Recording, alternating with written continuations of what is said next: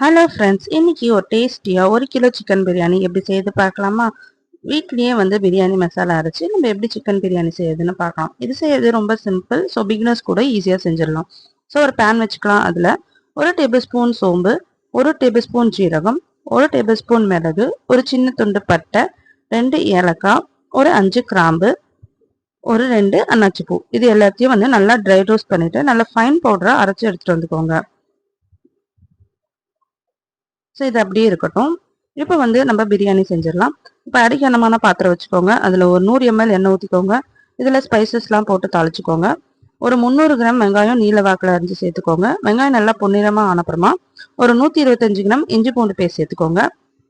இஞ்சி பூண்டு பேஸ்ட் சேர்த்துட்டு நல்லா வதக்கிக்கோங்க. இது நல்லா பச்சை வாசனை போகணும். இப்போ ஒரு 3 பச்சை மிளகா சேர்த்துக்கோங்க.